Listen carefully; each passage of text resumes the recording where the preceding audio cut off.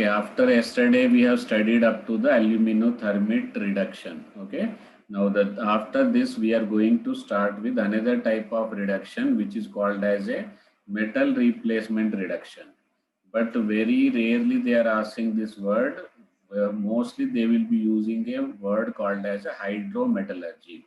Okay, so many of them they know about the metal replacement, but they are not using that word. So this is also called as a hydrometallurgy. It is also called as what? Hydrometallurgy. In this process, the desired metal, okay, the desired metal is extracted from its solution, okay, from its solution by the addition of more electropositive, okay, and that means the metal itself will act as a reducing agent.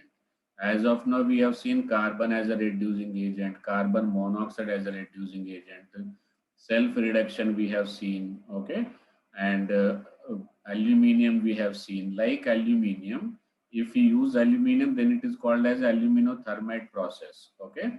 And here, in case of in this one, hydrometallurgy, why we call it? Because they are less reactive than the hydrogen, okay. They are less reactive than the hydrogen. Those metals which we wanted to extract, they are less reactive than the hydrogen. That's why they are called as hydrometallurgy. Okay. Now, in this process, desired metal excited from the molar electropositive metal, the fuel cost is nil. Advantages, if they ask about this, the fuel cost is nil because the reduction process takes place at the room temperature. In all other process like aluminothermate process, we have to heat till the time reaction takes place. But here, room temperature only, or sometimes slightly higher is okay. And we are getting the costly metal like gold, copper, silver. Okay. So for example, if you want to, this is in the form of the solution. This is in form of what? Solution. So all will be in the solution form. And for that, what we are sacrificing? We are sacrificing the more abundant metal like zinc and iron. Okay, so they are going to replace in their solution. They are going to replace in their solution. As a product, we are going to get our less abundant metal or more costlier metal. Our expenditure is zinc and iron, which is of less cost, and our output is more costly silver, gold, or copper. So such method is called as a hydrometallurgy. Okay, so note down this. Okay, now final method. This is the method which is BAP of all. Okay, father of all method.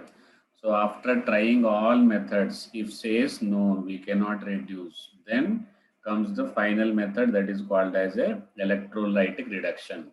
Okay, so after trying all methods, hydrometallurgy, smelting, self-reduction, all method, then if nothing is possible, then we will use electrolytic reduction. And for what it is used, like every method, you should, after this class, you will make a short notes. Okay, for which metal, what type of, like Cu2s, what type of reduction you adopted. For gold, silver, and iron, sorry, for gold, silver, and copper, what method you are adopting. And for iron, for chromium, and from what do you call, chromium, iron, and one more metal is there,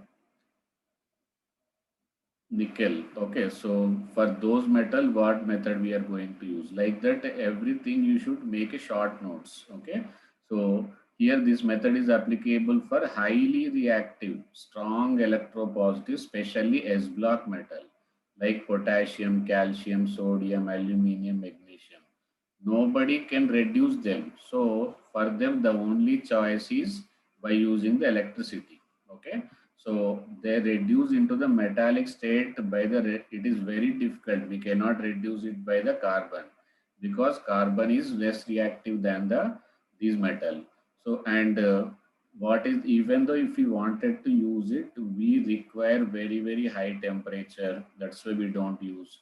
Collection of metal is to be done very carefully under inert environment.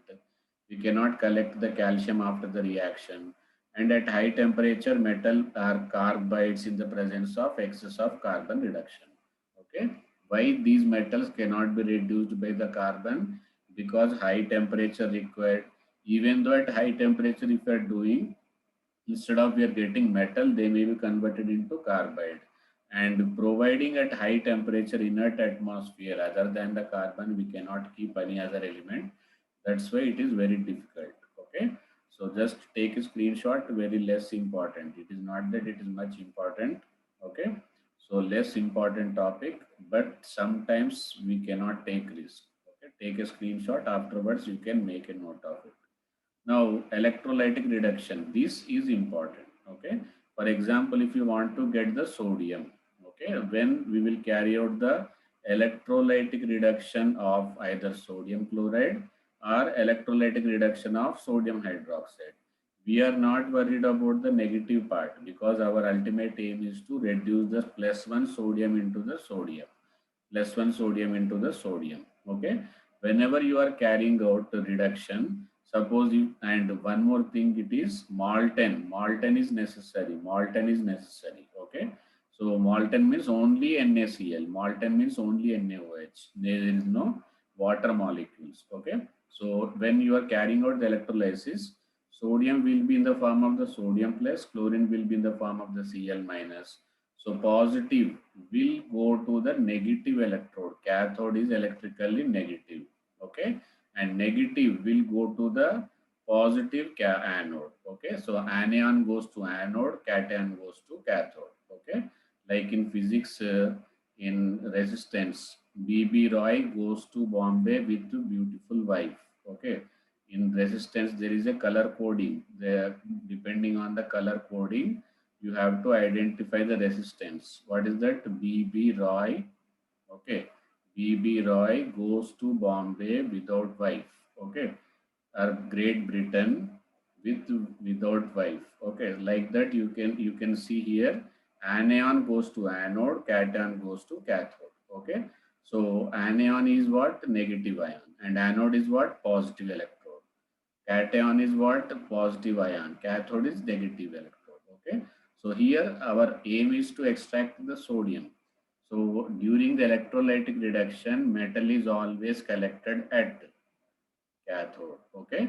So that you have to remember. Same way, whether you carry out NaOH electrolysis also, your ultimate sodium metal will be obtained at the cathode only. Always method to be purified, metal to be purified or obtained during the electrolytic reduction of any type of metal will be always obtained at the cathode, collected at the cathode. Okay. Okay, coming to the other example, not only sodium, highly reactive metal. Actually, for aluminum, we got other methods also. For same way, zinc also we got other method also. But there is advantage of electrolytic reduction. Okay, for sodium there is no chance. There is no other option. For magnesium there is no other option. For potassium there is no other option. Aluminum we have other options, but still we can use this method because of its convenient nature. Okay. So Al2O3 aluminum is extracted by using the molten Al2O3.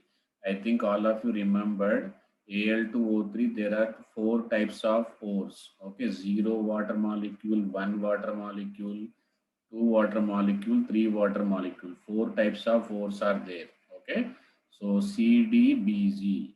That for that mnemonics is CDBG, corundum, diaspore, and what is this? Bauxite. G will be gibbsite. Okay, mnemonics for remembering with respect to water molecule is CD is busy. CD busy. C means corundum, D diaspore, B bauxite, G gibbsite. Okay, so but it must be taken in which form? Molten form. Okay. So anyhow, we are going to discuss separately how aluminum is extracted. Element wise also we are going to discuss. Okay. So aqueous solution cannot be used. This thing is very, very important. It must be taken in what form? Molten form only. Aqueous form, hydrogen will be liberated instead of metal. That's why we should not use the aqueous Al2O3. Okay.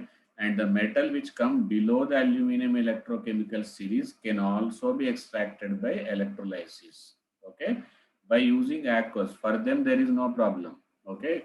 like zinc, copper, tin. You take aqueous copper sulfate, aqueous zinc sulfate, aqueous tin chloride, aqueous lead chloride also not a problem. But in case of the aluminium, it must be taken only in the molten form. Okay, note down this. Okay, next and easiest method, okay, will be thermal decomposition. It is as good as self reduction only, but there partial reduction will be taking place. Okay, but here complete reduction will be taking place by heat alone. Okay, so for what they will be used? Thermally unstable. Okay, this will be used for thermally unstable. That means who can decompose at the very high temperature. Decomposes utilized to get metal. Okay, here we are using 400 degrees Celsius, 300 degrees Celsius. No reducing agent. Here in this case, no reducing agent is required. That's why thermal decomposition will be used for mercuric oxide and silver oxide. Okay, so I think somebody will send me your handwritten notes. What I want, for what metal, what reduction, reducing property will be used, where electrolytic reduction, and where you want thermal reduction, where self reduction, where hydrometallurgy, where aluminothermite, like that list of the metal and method to be adopted, common methods. Okay, like aluminothermite method applicable to what? Just on a short page, I want with the beautiful multicolored handwritten notes. Okay, I think all of you will do that. That will be useful for you also.